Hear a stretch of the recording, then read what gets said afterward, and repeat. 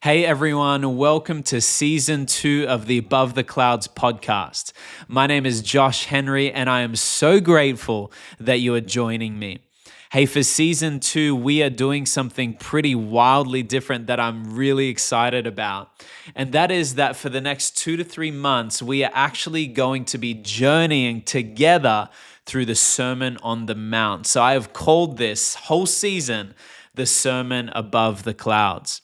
Of course, when I say Sermon on the Mount, I am referring to Jesus' teachings from Matthew chapter 5 through 7, which I would describe this sermon as like ground zero for my own personal faith. Because I can distinctly remember being a teenager, going to Matthew chapter 5 and just being blown away and asking the question, who teaches like this? Who speaks with this authority and with this power?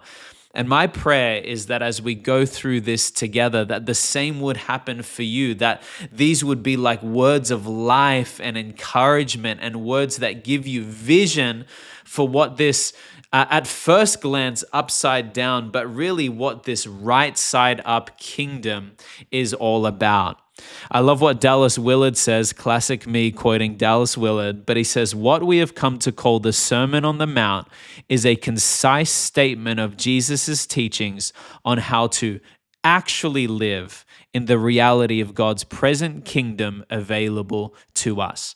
I think as we approach this sermon together, it is so key to realize that these words are a vision for how we can actually live. These words are so much more than like a list of do's and don'ts. It's so much more. It's not like this new form of legalism.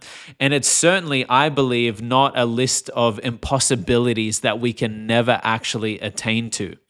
I think that the more we follow Jesus, the more the kingdom of God breaks in, and the more, so to speak, we breathe the air of the kingdom, the more what we're about to read becomes almost like self-descriptive, a normal behavior, a knee-jerk reactions.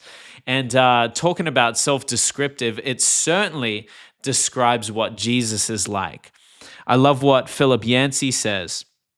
For years, I had thought of the Sermon on the Mount as a blueprint for human behavior that no one could possibly follow.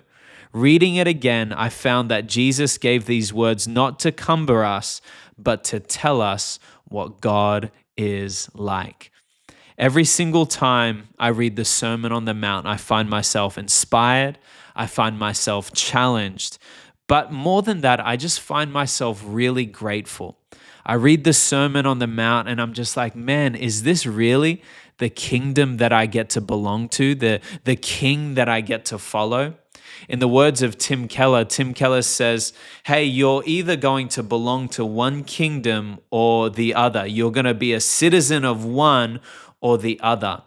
And as citizens of the kingdom of God, we realize that in following Jesus and following his teachings, that we are empowered to live out. The more we do that, the more we actually access the abundant life that he has for us. And so I'm really excited. You know, the sermon begins, Matthew chapter 5, verse 1, with this. Seeing the crowds, he, speaking about Jesus, went up on the mountain, and when he sat down, his disciples came to him.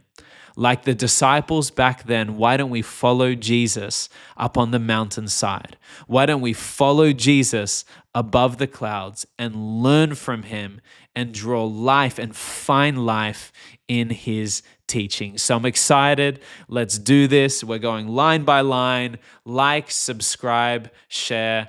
I cannot wait. Let's go.